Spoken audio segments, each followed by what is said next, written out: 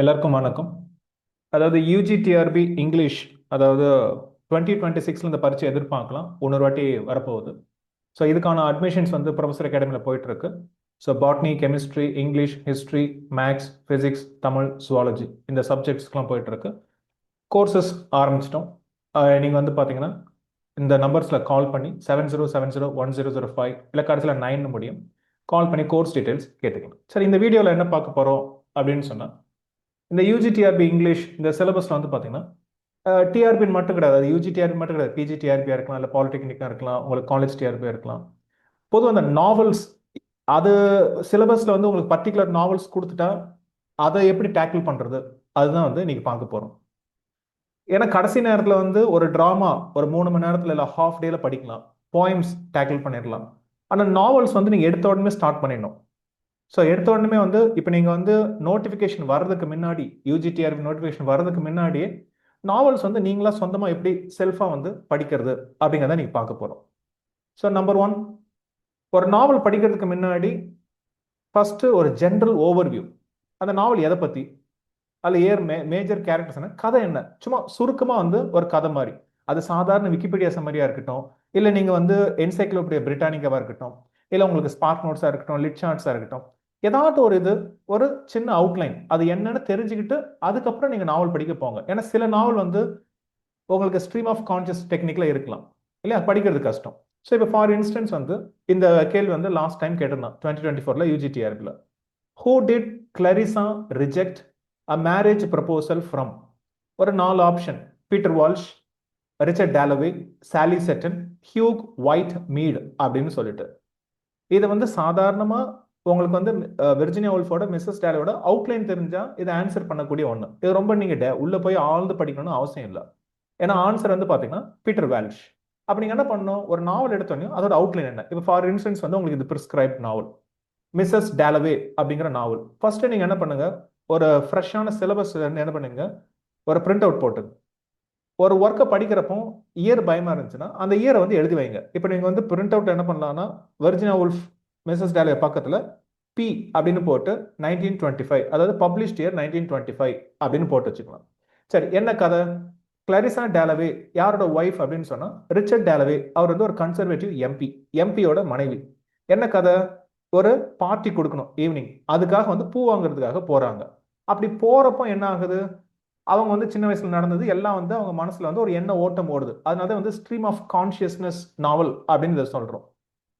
அதுக்கப்புறம் வந்து அந்த பார்ட்டி நடக்கிறப்ப யார் யார் வரா? Peter Walsh. So Peter Walsh 5 வருஷம் இந்தியாவில இருந்து திரும்ப வரான். ஏன் அங்கே போனா?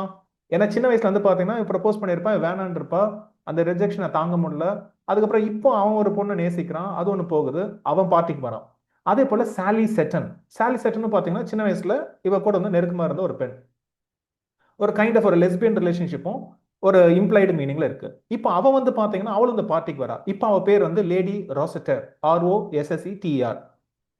ஸோ இது ஒரு பக்கம், ஒரு பூ வாங்க போறா, அதுக்கப்புறம் அந்த பார்ட்டி ஈவினிங்ல. இன்னொரு பக்கம் இன்னொரு major character Septimus Warren Smith அப்படின்னு சொல்லிட்டு, போர்ல ஒரு ஒரு மனநில பாதிக்கப்பட்ட ஒரு சோல்ஜர். அவனோட மனைவி ரெசியா, அதாவது இட்டாலியன் ஒய்ஃப், அவ இட்டாலியில் அவரை சந்திக்கிறான், கல்யாணம் பண்றான். இப்போ வந்து அவனை ஹாஸ்பிட்டலுக்கு கூட்டி போறான். ரைட்டா? இது ஒரு பக்கம். அப்படி போறப்ப அவன் மனசுல ஒரு, அதாவது செல் ஷாக் அப்படின்னு சொல்லுவாங்க. கண்ணுக்கு முன்னாடி அவன் நண்பன் இறக்குறான். இட்டாலியில வந்து பாத்தீங்கன்னா அவன் ஃப்ரெண்டு பேரு இவான்ஸ். அவன் போர்ல வந்து கண்ணுக்கு முன்னாடி வெடிச்சு செதறான். அது வந்து அவனை ஆழ்ந்து பாதிக்குது. ரைட்டா? அப்ப இந்த 2 கேரக்டரோட ஒரு நாள் என்ன நடக்குது அப்படிங்கறத வந்து கதை. இது சாதாரண அவுட்லைன் தெரிஞ்சா உங்களுக்கு வந்து பாத்தீங்கன்னா உங்களுக்கு கேள்விகளை வந்து ஆன்சர் பண்ணிடலாம். இது தெரிஞ்சதுக்கு அப்புறமா ஒரு டீடைல்டு சம்மரி கூட படிச்சிருங்க. ஏன்னா கஷ்டமான நாவல்ஸா இருந்தா என்னன்னு டக்குன்னு உள்ள போறது கஷ்டமா இருக்கா பாருங்க. ஈவன் மிஸ்ஸஸ் டெலவே படமா இருக்கு, படம் கூட பார்க்கலாம். பார்த்துட்டு அதுக்கப்புறம் வந்து நாவல் நீங்க என்ன பண்ணலாம், கொஞ்சம் கொஞ்சமா படிக்கலாம். ரைட்? இதுல போறதுக்கு ஒரு சின்ன கேள்வி: மிஸ்ஸஸ் டேலவேட ஒரிஜினல் டைட்டில் என்ன அப்படின்னு செக் பண்ணி சொல்லுங்க. ஏன்னா வந்து ஒரு நாவல் படிக்கிறப்போ ஃபர்ஸ்ட் அதோட டீடைல்ஸையும் வந்து பார்க்கறது நல்லது. சரி, அடுத்தது ஆத்தரோட பயோகிராஃபி பார்க்கணுமானா சம்டைம்ஸ் பார்க்கறது நல்லது. அதே நேரம் நீங்க வந்து இந்த ரைட்டர்ஸ் ஏன் பார்க்கணும்னா, உங்களுக்கு வந்து யூஜிடிஆர்பியில் வந்து யூனிட் 1 வந்து ஹிஸ்டரி ஆஃப் இங்கிலீஷ் லிட்ரேச்சர் ஹெல் இருக்கு. அப்போ அதனால வந்து பிரிஸ்கிரைப்டு ஆத்தர்ஸோட பயோகிராஃபி டீட்டெயிலாக படிக்கிறது ஆல்மோஸ்ட் யூனிட் 1 வந்து நீங்க கவர் பண்ற மாதிரி தான். அதனால வந்து நீங்க படிக்கலாம். அப்போ life and works of a particular author, ஒரு நாவலிஸ்ட் இல்ல உங்களுக்கு பிரிஸ்கிரைப் பண்ணது படிக்கிறது நல்லதுதான். ஏன்னா சில சமயம் வந்து கேள்வி கேட்கறப்ப வந்து ஒர்க்குக்குள்ளே போகாம நேரடியா கேட்டுருவாங்க. இன்னைக்கு நம்ம வீடியோல அதுதான் பார்க்க போறோம். அதாவது இந்த டிஆர்பி எக்ஸாம்ஸ்ல வரக்கூடிய கேள்விகள் வந்து பாத்தீங்க அப்படின்னு சொன்னா வேற விதமா இருக்கு.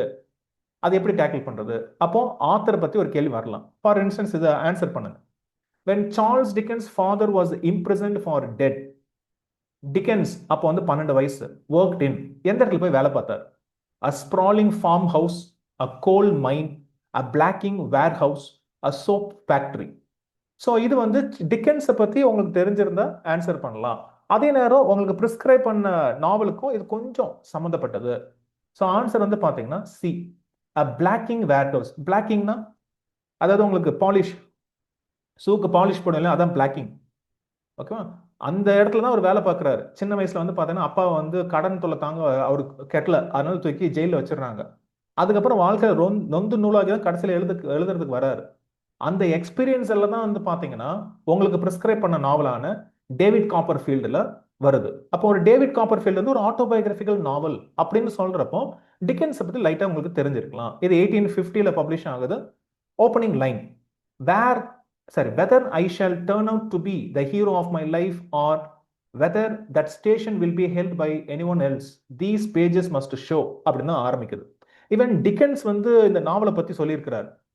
Like many fond parents, I have in my heart of hearts a favorite child. என்னோட குழந்தைங்க, என்னோட நாவல்ஸ் ஏகப்பட்டது இருந்தாலும் அந்த ஃபேவரட் சைல்டு என்னன்னா, and his name is David Copperfield அப்படின்னு சொல்றாரு. ஏன்னா தன்னோட ஒரு பயோகிராபிக்கல் டீடைல்ஸ் அதெல்லாம் வந்து பார்த்தீங்கன்னா ஆட்டோபயோகிராஃபி எல்லாம் இதுக்குள்ள வருது. அதனால தான் இது தன்னோட ஃபேவரட் நாவல் அப்படின்னு சொல்றாரு. ரைட்டா? இதே போல இன்ஃபர்மேஷன்ஸும் வரலாம். அப்போ ஃபர்ஸ்ட் ஒரு நாவலை பத்தி படிக்க ஆரம்பிச்சதுக்கு அப்புறமா அந்த ஆத்தரை பத்தி அவரோட மற்ற ஒர்க்ஸோட ஒரு லிஸ்ட் மாதிரி ஞாபகம் வச்சுக்கலாம். அடுத்தது ஐ வுட் சே பேக்ரவுண்ட். அது என்ன பேக்ரவுண்ட்? அதாவது இது வந்து நம்ம பேரா டெக்ஸ்ட் அப்படிம்பாங்க. அந்த நாவலை பத்தி என்னென்ன டீடைல்ஸ்லாம் இருக்கு, இயர் ஆஃப் பப்ளிகேஷன், இல்லை ஹிஸ்டாரிக்கல் டீடைல்ஸாக இருக்கட்டும், இல்லை அதுக்கு சப்டைட்டில் இருக்கா அது தெரிஞ்சிருக்கணும். சப்டைட்டிலுக்கு மட்டும் இல்லாமல் அதுக்கு இன்ட்ரடக்ஷன் யாராவது எழுதியிருக்காங்களா, இல்லை யாருக்காவது டெடிகேட் பண்ணியிருக்காங்களா அந்த நாவலை.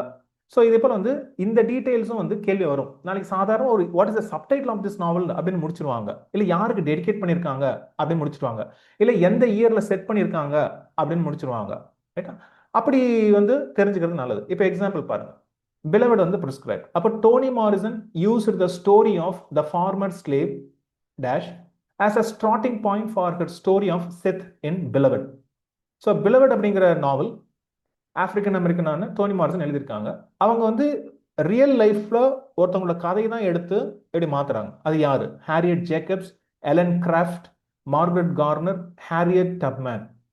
ஸோ ஆன்சர் வந்து பார்த்தீங்க அப்படின்னு சொன்னா சி, மார்கரெட் கார்னர். யார் இவங்க? இவங்க வந்து பார்த்தீங்க அப்படின்னு சொன்னா ஒரு ஸ்லேவ் பிளான்டேஷன் தப்பிக்கிறாங்க. அதுக்கப்புறம் தன்னோட குழந்தைங்க வந்து தன்னை போல அடிமையா இருக்கக்கூடாது அப்படின்னு சொல்லிட்டு அவங்க நிஜமாவே கொல்றாங்க. அவங்க கையில பிடிபட்டு கேவலமா சாவறதுக்கு பதிலாக அடிமை வாழ்க்கை வாழ்றதுக்கு பதிலாக குழந்தைங்க இறந்தா போதும் அப்படிங்கிற மாதிரி நினைச்சாங்க.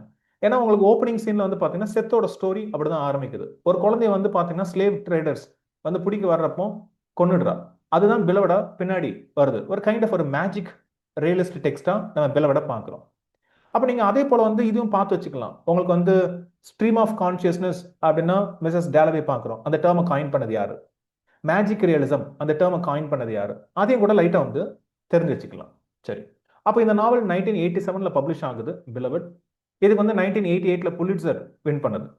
இது யாருக்கு டெடிகேட் பண்ணாங்க? 6 மில்லியன் அண்ட் மோர். இதுவே கூட கேள்வி வரலாம். எந்த நாவல் வந்து 6 மில்லியன் அண்ட் மோர் அப்படிங்கிற டெடிகேஷன். சம்டைம்ஸ் வந்து உங்களுக்கு என்ன சொன்னோம் இல்லையா, அதாவது சப்டைட்டில், டெடிகேஷன், இல்லை இந்த ஏர்லியர் டைட்டில். இப்போ வெர்ஜினியா உல்ஃபோட மிஸ்ஸஸ் டேலியோக்கு ஒரிஜினல் டைட்டில் என்ன? ஸோ இதே போல கேள்விகளும் பேக்ரவுண்ட் சுற்றி வந்து படிச்சுக்கணும். அப்போ இந்த 6 மில்லியன் அண்ட் மோர் வந்து இந்த ஸ்லேவ் ட்ரேட் நடக்கிறப்போ ஆப்பிரிக்காவில இருந்து யூரோப்புக்கு கூட்டிட்டு வர்றப்போ இல்லை அமெரிக்காவுக்கு கூட்டிட்டு வர்றப்போ அதுல செத்தவங்க இங்க வந்து செத்தவங்க 6 மில்லியன் அண்ட் மோர் அவங்களுக்கு இந்த நாவல் வந்து அவங்க டெடிகேட் பண்றாங்க. ரைட்டா? அப்போ இதுல வந்து எபிகிராஃப் இருக்கா? இதுக்கு ஒரு எபிகிராஃப் இருக்கு, அதை செக் பண்ணுங்க. எபிகிராஃப் அப்படிங்கிறது ஒரு ஷார்ட்டா ஏதாட்டு மற்ற ஒர்க்ல இருந்து ஒரு லைன்ஸ் இதை தீமை ரெப்ரசென்ட் பண்ற மாதிரி கொடுப்பாங்க. அப்போ டோனி மாரிசன் இந்த நாவலுக்கு எந்த இடத்துல இருந்து எபிகிராஃப் எடுக்கிறாங்க அதையும் கேட்கலாம். அப்போ இந்த நாவலுக்கு இன்ஸ்பிரேஷன் வந்து மார்கரெட் கார்னர். ஓப்பனிங் லைன் பார்த்தீங்கன்னா 1, 2, 4 was spiteful. அந்த மூணாவது குழந்தை, ஏன்னா 3 மிஸ் ஆகுது. இல்லையா, 1 2 4 அந்த 3வது குழந்தைய தான் கொன்னுடுறா. ரைட். இப்போ வந்து அந்த வீட்டில் செத் டென்வர் இருக்கிறாங்க, அந்த 2 பிள்ளைங்க ஓடி போயிடுது இல்லையா. ஸோ இப்படிதான் கதை. இப்போ என்னன்னா உங்களுக்கு ஒரு அவுட்லைன் கிடைச்சிடுச்சு, இதை வச்சுக்கிட்டு கதையை பிடிச்சிக்கிட்டு மெல்ல மெல்லமா வந்து கடைசியில் ஒரிஜினல் அல்டிமேட்டா படிச்சுதான் ஆகணும். அல்டிமேட்டா வந்து ஒரிஜினல் படிச்சா மட்டும்தான் வந்து கான்ஃபிடன்ஸ் அதிகமாகும், எங்க கேட்டாலும் ஆன்சர் பண்றதுக்கான ஒரு இது கிடைக்கும். சரி, அடுத்தது இது வந்து நான் டிஆர்பி எக்ஸாமுக்காகவே வந்து இந்த ஸ்லைடை போட்டேன்னு வச்சுப்போம். அதாவது டிஆர்பி நடத்தக்கூடிய மோஸ்ட் ஆஃப் த எக்ஸாம்ஸ்ல கொஷின்ஸ் எப்படி செட் பண்றாங்க, அதை எப்படி டேக்கிள் பண்ணலாம், அதையும் நம்ம பார்க்கணும். ரொம்ப ஐடியலா படிச்சாலும் பாஸ் பண்றது கஷ்டமா இருக்கு. ஏன்? அப்போ நீங்க என்ன பண்ணா, you have to think like questionnaire. ஒரு கொஷினர் போல திங்க் பண்ணணும். நான் நாவல் மட்டும் சொல்லல, உங்களுக்கு பிரிஸ்கிரைப் பண்ண பிளேவா இருக்கட்டும், இல்ல வந்து ஷார்ட் ஸ்டோரியா இருக்கட்டும், இல்ல உங்களுக்கு போயம்ஸா இருக்கட்டும், எல்லாத்துக்குமே அதே போல திங்க் பண்ணுங்க. நீங்க ஒரு கொஷின் செட்டர். உங்களுக்கு வந்து ஒரு நாள், அதாவது ஒரு நாள்ல 6 மணி நேரம் 7 மணி நேரம் கொடுப்பாங்க.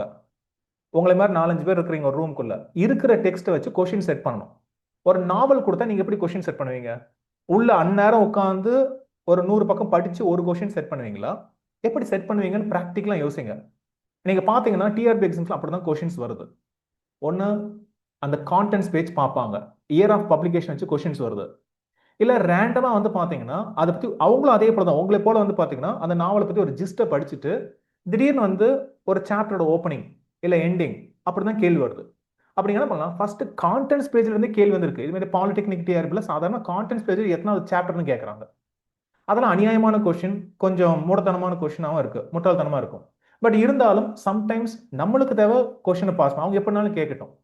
இப்போ இந்த கொஸ்டின் பாருங்க. The first section of the Scarlet Letter introduces the reader to Hawthorne's working experience in dash, the custom house, the freight train, the trial court, the harbor port.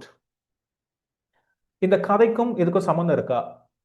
Scarlet லெட்டரோட கதை வேற, பட் ஆனா ஓப்பனிங்ல ஒரு section வரும், அதுல வந்து ஹாவ்தார்ன் தன்னோட working experience வந்து சொல்றாரு, எங்க வேலை பார்த்ததை வச்சுக்கிட்டு அந்த கதை கிடைக்குது, அதை வந்து பேசுறாரு. ஸோ இப்போ ஆன்சர் அப்படின்னு பார்த்தா ஏ, த கஸ்டம் ஹவுஸ். இந்த கொஸ்டின் வந்து நீங்க என்ன நினைச்சுக்காது, கொஸ்டின் சொல்ற ரொம்ப ஆழ்ந்து படிச்சுக்க அப்படிலாம் ஒன்றும் பண்ணல. சாதாரண கான்டென்ட்ஸ் பேஜ் எடுங்க. அப்புறம் இதுவும் நல்லா நினைச்சுங்க, இதே போல வந்து காம்படிட்டிவ் எக்ஸாம்ல நீங்க புக்கு வந்து பிடிஎஃப் வச்சிருந்தாலும் சரி, நீங்க வாங்கினாலும் சரி, ஸ்டாண்டர்டான புக்கா இருக்கணும். அதுக்கு பேஜ் நம்பர்ஸ் இருக்கணும். நாளைக்கு வந்து கோட் பண்றீங்க, அதாவது ஆன்சரை சேலஞ்ச் பண்ணக்கூடியதா இருக்கணும். ஐ வுட் சே இப்போ நான் வந்து இந்த புக் நான் யூஸ் பண்றேன், ஸ்கார்லெட் லெட்டருக்கு வந்து ஆக்ஸ்போர்ட் வேர்ல்ட்ஸ் கிளாசிக், அந்த சீரீஸ் வந்து நான் யூஸ் பண்றேன். இதுல என்ன இம்பார்ட்டன்ட்னா இன்ட்ரோடக்ஷன் இருக்கும். உங்களுக்கு வந்து பாத்தீங்கன்னா நீட்டா இருக்கும். நாளைக்கு ஏதாவது சேலஞ்ச் பண்ணா கரெக்டா அந்த பேஜ் நம்பர் வந்து இதில் படிச்சேன் அப்படின்னு சொல்லிட்டு ஆன்சர் கீழே நீங்க படிச்சு வரல அப்படின்னு சொன்னா சேலஞ்ச் பண்ண முடியும். அதனால எப்பவுமே வந்து ஒரு ஸ்டாண்டர்டான ஒரு வெர்ஷன் வந்து வச்சுங்க. அது நாவலுக்காக இருந்தாலும் சரி, டிராமா. முக்கியமா நீங்க ஷேக்ஸ்பியர், உங்களுக்கு ஷேக்ஸ்பியர் ஒரு யூனிட்டா கொடுக்கறதுனால ஷேக்ஸ்பியரோட பிரிஸ்கிரைப்டு பிளேஸ்க்கு ஒரு நல்ல edition, I would say Arden, A R D N, Arden Shakespeare அப்படின்னு ஒரு எடிஷன் இருக்கு. அதுல வாங்கினீங்கன்னா ஃபர்ஸ்ட் இன்ட்ரோடக்ஷன் படிங்க. சம்டைம்ஸ் வெறும் இன்ட்ரோடக்ஷன் வந்து உங்களுக்கு கேள்வி கேட்டுருவாங்க. லாஸ்ட் பிஜிடிஆர்பியில் வந்து பாத்தீங்கன்னா சாதாரணமா வந்து ஆர்டன் ஷேக்ஸ்பியர், திருப்பி ஆக்ஸ்போர்ட், ஏகப்பட்ட சீரீஸ் இருக்கு. அதுல இன்ட்ரோடக்ஷன்ல இருந்து கேள்வி கேட்கறாங்க.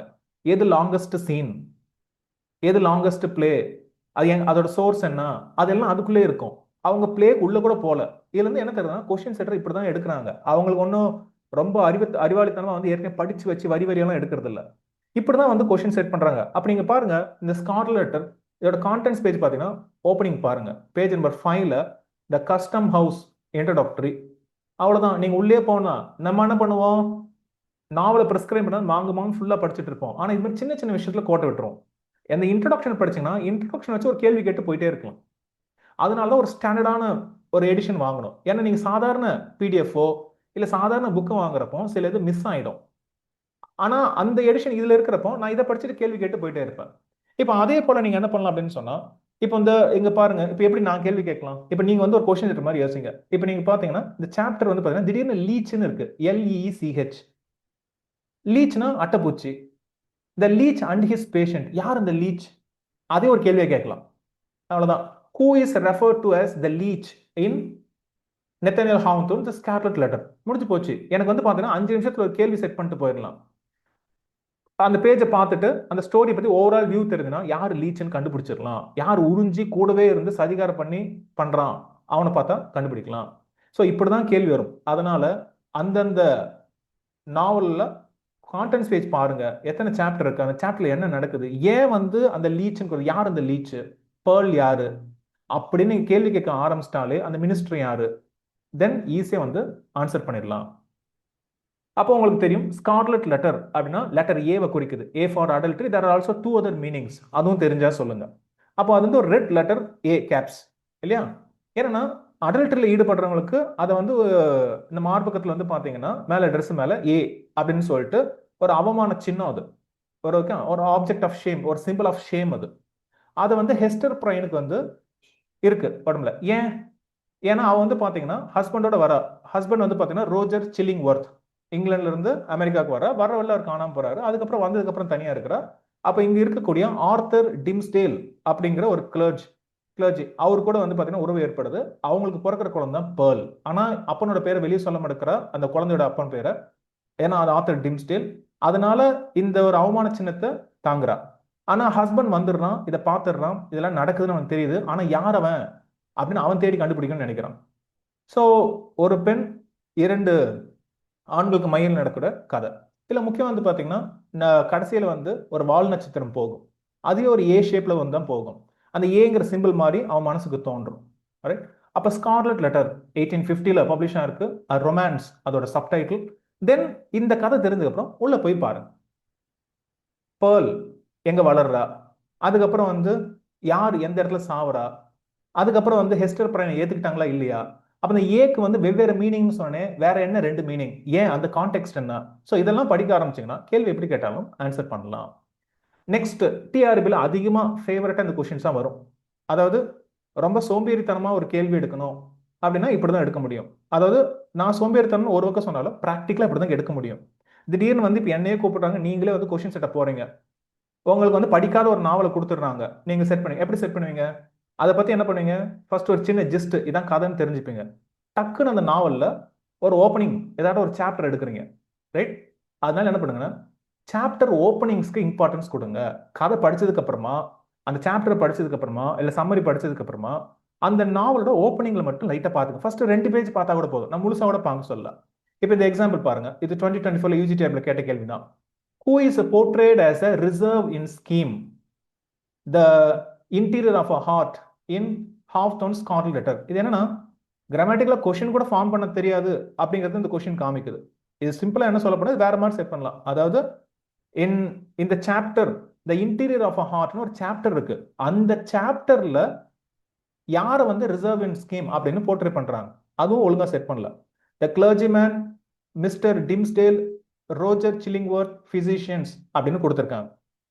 இதுல என்னன்னா யார் இந்த கதையில கிளர்ஜிமேன், உங்களுக்கு நல்லா தெரியும் ஆர்தர் டிம்ஸ்டேல். கிளர்ஜிமேனும் ஆர்தர் டிம்ஸ்டேலும் ஒண்ணுதான். ஆனா இதுவே தெரியாம கொஸ்டின் செட்டர் என்ன பண்ணிருக்காங்க, அரையும் குறையுமா டக்குன்னு ஒரு சாப்டர் ஓபன் பண்ணிருக்காங்க. அப்ப அந்த ஓப்பனிங் பேஜ்ல வந்து பாத்தீங்கன்னா கிளர்ஜிமேன் இருக்கு, அதனால ஏ ஆன்சர்னு கொடுத்தாச்சு. இப்ப இந்த பாத்தீங்கன்னா the interior of a heart, அதுல வந்து பாத்தீங்கன்னா 2வது பேராகிராஃப் தொடக்க line, the clergyman is shy and sensitive reserve had balked this scheme அப்படின்னு இருக்கு.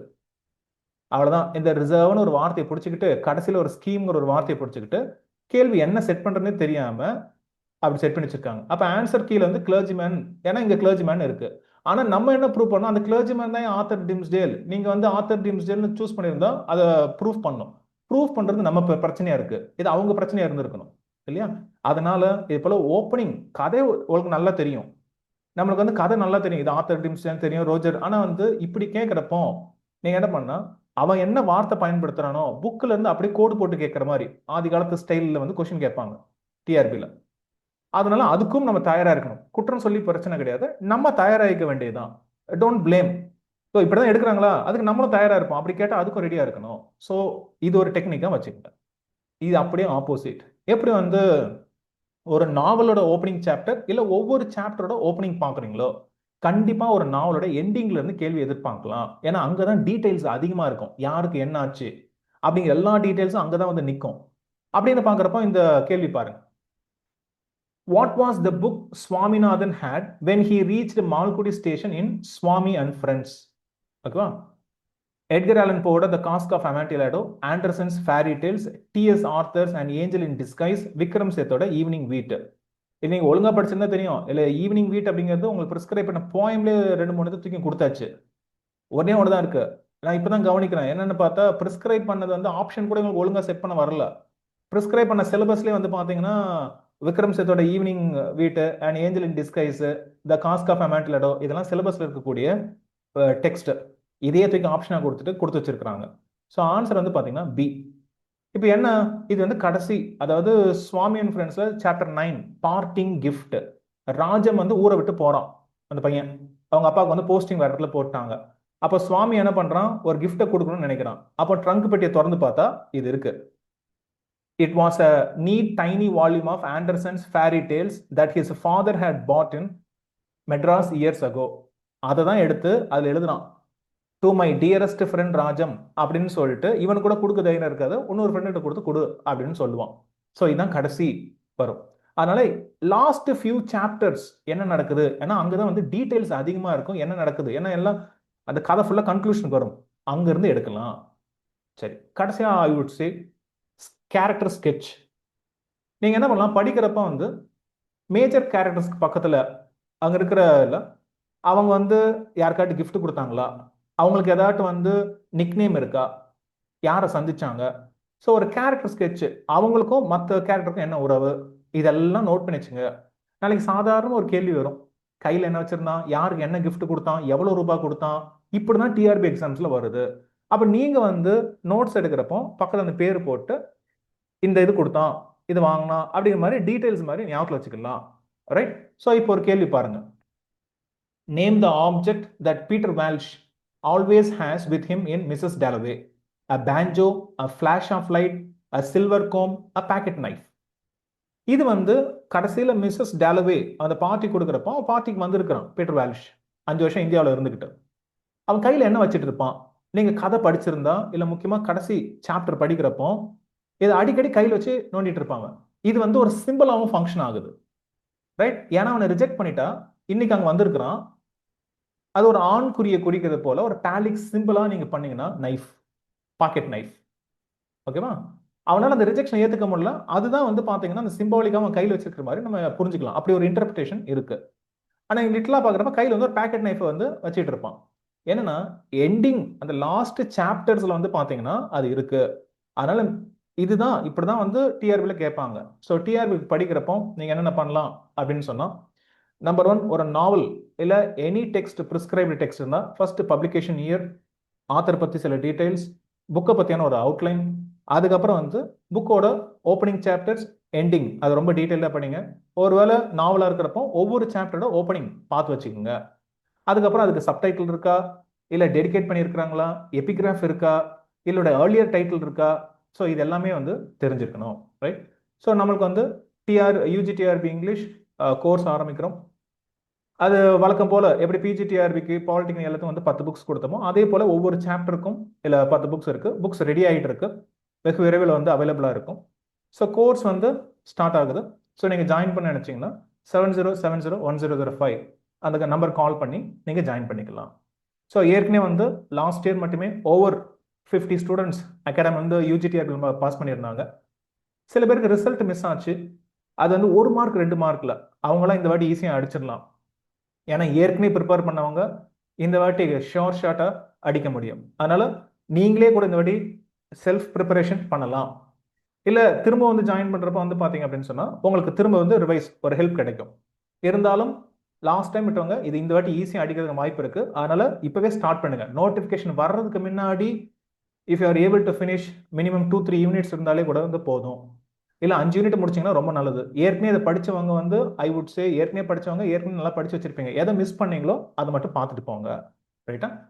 தென் இந்த சேனல் ப்ரொஃபசர் அகாடமி இங்கிலீஷ் இதையும் சப்ஸ்கிரைப் பண்ணுங்க. கூடுதல் தகவல் அது டிஆர்பியாக இருந்தாலும் சரி, நெட் செட் எல்லாத்துக்கும் வந்து வீடியோஸ் போட்டுகிட்டே தான் இருக்கும். சரியா?